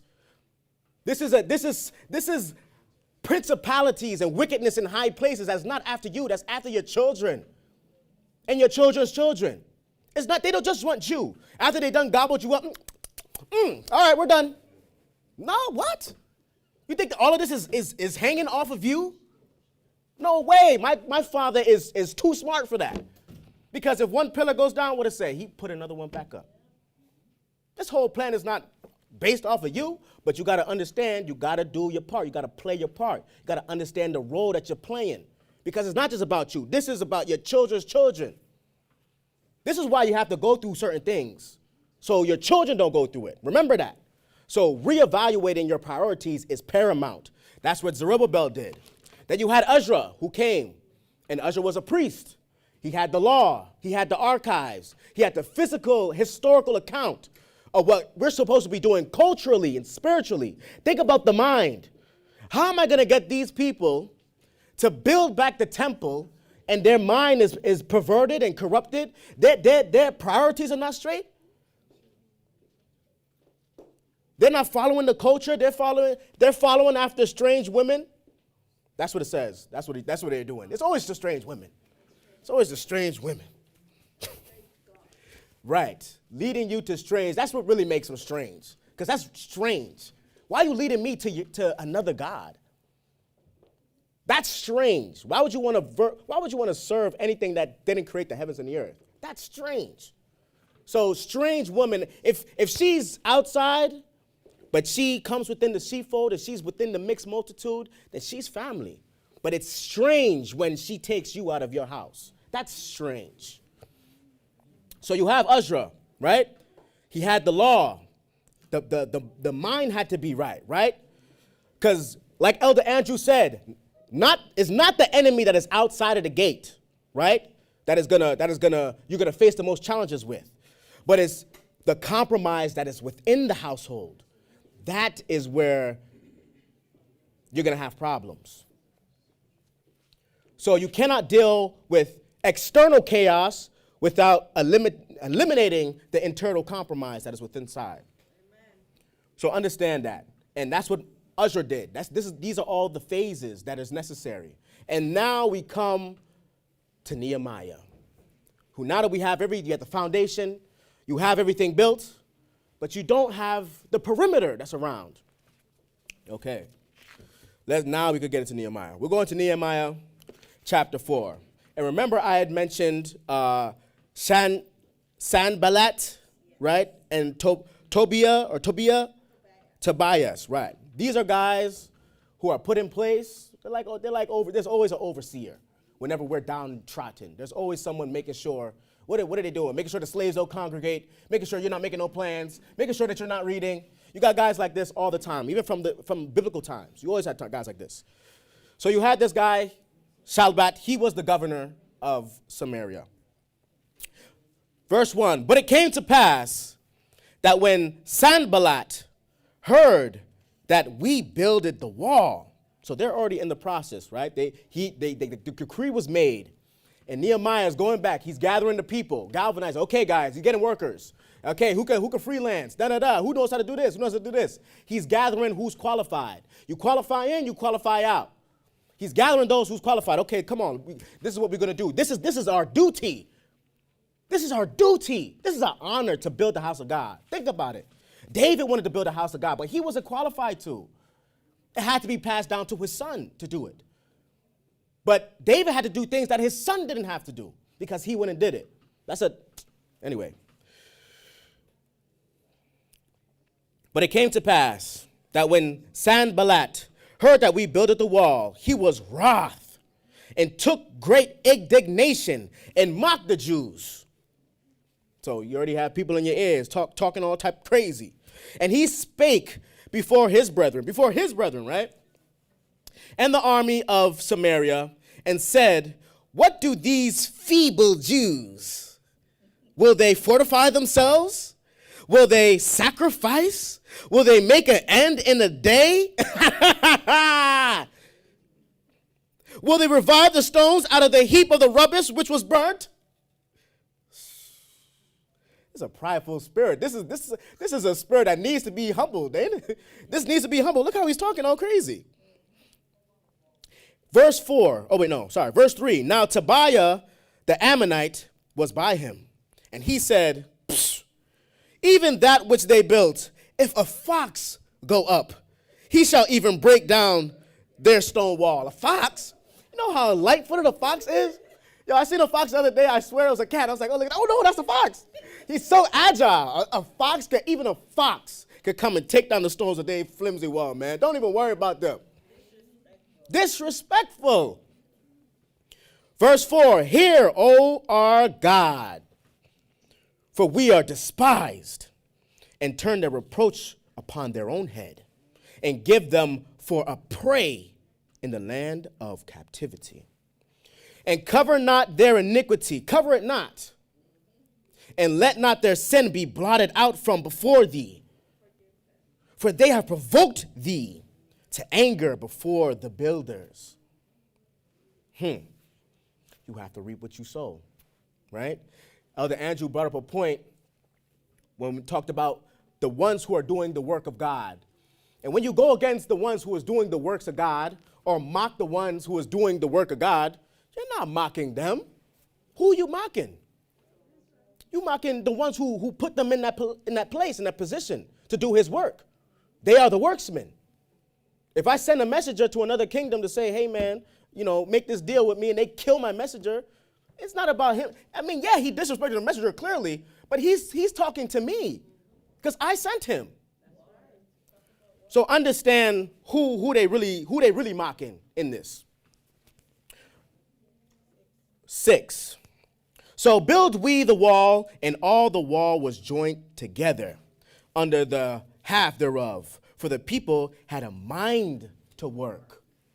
Remember the phases that is necessary. They wouldn't get to this point dealing with all the mockery, dealing with all the things that had to come up until this point, lest their minds was ready to get the work done. Because the work's got to get done regardless. The work's got to get done. The work has to be done. And you're the worksman. Verse 7, but it came to pass that when Sanballat and Tobiah and the Arabians, I didn't mean to put that on y'all, Arabians who watching in the chat. And the Arabians and the Ammonites and the Ashdodites heard that the walls of Jerusalem were made up and that the breaches began to be stopped, that they were very wroth. Now they're seeing progress. Now they're not even like, oh, wow, let me try to, make some type of partnership or an alliance. No, they were very wroth. You see who is your friend and who's your foe based off of your own progress. People reveal themselves. I love it when someone shows me who they are. I love it when people, even if it's bad, even if it's a bad thing, it's like, man, because you could have wasted my time. You could have wasted my time and I could have been dealing with you thinking that you're one individual, but it's propaganda. You lied to me. Wasted my time, I'll never get that time back. But when you show me who you are, now I know how to deal with you. That's a blessing. It's all about how you look at it, man. So they were very wroth. Verse 8, and conspired all of them together to come and to fight against Jerusalem and to hinder it. Nevertheless, we made our prayer unto our God and set a watch against them day and night because of them. So look at the processes that was put in place. They inquired of the Lord.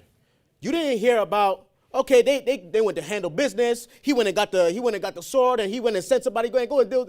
They're not about to talk about us. They're not about to do that. No. They didn't do any of that. They went and inquired of the Lord. But not only inquire of the Lord, but they went and they did something about it. They inquired of the Lord, and then what did it say? Where am I?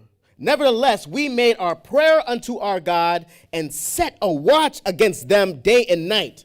You go up there and you make sure that you watch them. I don't want to see you sleeping, buddy. You have to do the work because you have faith in this, don't you? You have faith in the works that you're doing. All right, then. So we inquired of the Lord, and then you're getting to work. This is the process that is put in place. Everything has its part to play.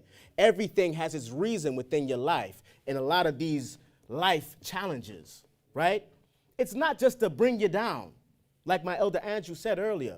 It's not to bring you down, but sometimes you're brought into the dirt because that's where you plant seeds in the dirt. Sometimes you got to be in a dark place in order for you to grow and to get that nourishment, be put in the soil. And then when you grow, what does the plants grow towards the light? You're going to make your way towards the light, but you got to be put inside the dirt first. You have to. Verse 10, and Judah said, the strength of the bearers of burden is decayed, and there is much rubbish, so that we are not able to build the wall. And our adversaries said, they shall not know, neither see, till we come in the midst amongst them and slay them and cause the work to cease. So this is a life or death situation. This is not just oh, guys, you guys don't have permits to work here. Pack it up, go home. This is life or death. And it came to pass that when the Jews which dwelt by them came, they said unto us 10 times, from all places which ye shall return unto us, they will be upon you. Therefore set I in the lower places behind the wall, and on the higher places I even set the people after their families, with their swords, their spears, and their bows. He went and equipped the people. So mind you, look at the processes, right? Look at the processes. You got to do an aggressive prioritize. You have to look at your priorities and aggressively reevaluate your priorities, right? Now you have that. Now you have to look at the thinking processes, right? You have to look at what am I following the law? Am I in alignment with this spirit? Because the God of Israel, There's no variableness in him. He's very consistent. And his way and how he does things, you want to be in alignment with him. He'll never be in alignment with you, buddy. You like an ant in a speck in time. The more power you'll get is attaching yourself to this unmovable force and aligning yourself with him. So you have to reevaluate. You have to align yourself spiritually with that spirit, and then you could come and you could start doing the work. But look here. It's not just about you just having quote unquote faith and just having faith that the Lord is going to deliver you and have mercy upon you. But no, you are the worksman. You will not reap anything unless you faint not. So everybody needs to get a sword. Your mother, your family, your daughter, everybody's getting one. Everybody, you get a spear, you go on top, you get some bows. Everybody is playing the part. But everybody is working. And you got to work. You got to feel the pain. Where am I? 14. And I looked and rose up and said unto the nobles and to the rulers and to the rest of the people, be not ye afraid of them. Fear not. Your duty is to fear God, not man. Fear not. Be not afraid of them. Remember the Lord, which is great and terrible. I love when they call him terrible because it just sounds like, stop messing with us. He's great, but he's terrible. You think he's terrible. You would. He's great and terrible. Like it's so real. It's not this. No, my father is not no sucker. He does not like suckers, and he ain't a sucker himself. He doesn't play about any of his children. Right. Remember the Lord, which is great and terrible, and fight. What did he say to fight for? Fight for your brethren, for your sons, for your daughters, your wives, and your house. Your family. This is not about you. You may die today. But this is about what? Your brethren. This is about your son and your daughter and your wife and your house. What's gonna remain after you're gone? What is the work that you put in? Is it gonna be in vain? That's what Ecclesiastes says. It says everything is vanity. But he said the whole duty of the man is to follow his commandments. And you look at the scriptures and it talks about the long suffering, how that's an instrument, and meekness and joy, how all these things is important for the spirit. The long suffering, I always look at that because it's not about you. This is an intergenerational battle. This is the long game that we're playing. So think of these things. Think of your brethren, your sons, your daughters, those who's going to come after you. Verse 15, and it came to pass when our enemies heard that it was known unto us, that they heard, and we know what you conspiring, buddy, and God hath brought their counsel to naught, that we returned all of us to the wall, every one unto his work. And it came to pass from that time forth that the half of my servant wrought in the work, and the other half of them held both the spears, the shields, and the bows, and the harborgian. What is that? Harborgians? What is that? It's a long rod with a thing on the end. It's like my elder Brian said, it's a long rod with a thing at the end.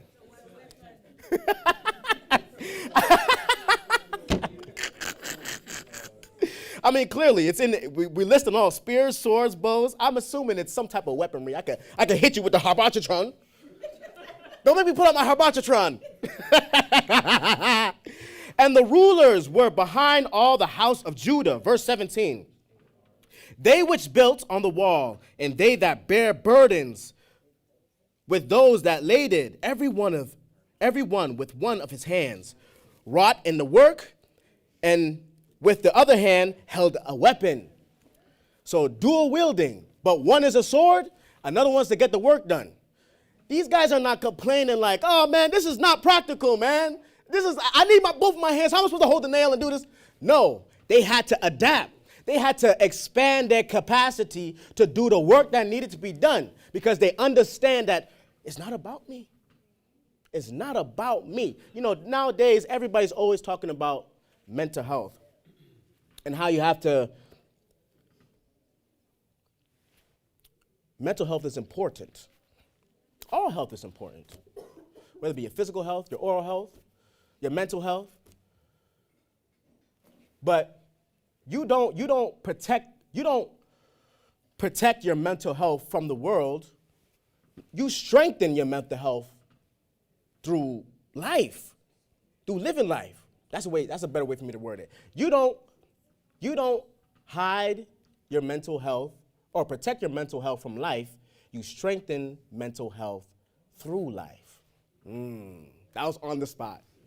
You guys witnessed that in real time. You saw the cogs like, you strengthen it through life because you have to strengthen.